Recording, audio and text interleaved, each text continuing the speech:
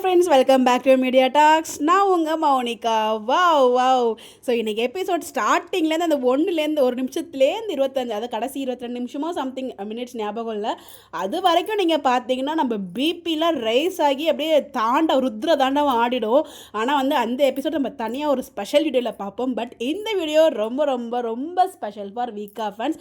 நம்ம எல்லாருமே ரொம்ப ரொம்ப எதிர்பார்த்துட்டு இருந்த அந்த ஒரு தருணம். ஸோ நம்ம ப்ரெக்னென்சி ரிவீல் ஆகிருக்கு.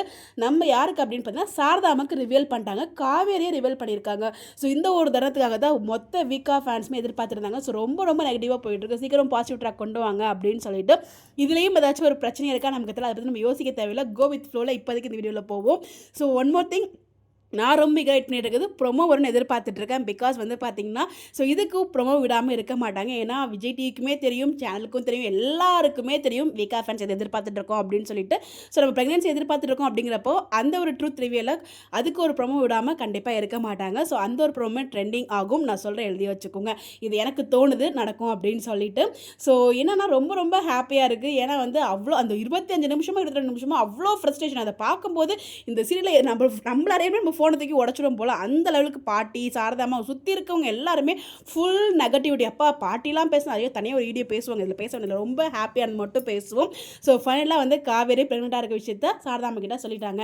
இதுக்கப்புறம் சாரதாமா என்ன முடிவு எடுக்க போகிறாங்க? கண்டிப்பாக வீக்கா சேர்ந்துருவாங்க அப்படிங்கிற மாதிரி தான் எனக்கு தோணுது. ஸோ சேர்றாங்களோ இல்லையோ, சேர்த்து வச்சாச்சு இதுக்கப்புறம் பிரச்சனையை சால்வ் பண்ணுற மாதிரி பாருங்கப்பா அப்படிங்கிற மாதிரி தான் நான் ஃபீல் பண்ணுறேன். பட் எனிவேஸ் இந்த ஒரு தினம் இது கனவாக இருக்கக்கூடாது, நினைவாக இருக்கணும். அது மட்டும் தான் என்னோட ஃபுல் ப்ரேயராக இருக்குது. ஏன்னா இந்த டீமை நம்ப முடியாது, யாராவது கனவு கண்ற மாதிரி கூட கொண்டு போயிடுவாங்க. ஸோ அதனால் வந்து நான் ரொம்ப எதிர்பார்த்துட்டு இருக்குது. இது கனவாக இருக்கக்கூடாது, நினைவாக மட்டும்தான் இருக்கணும்.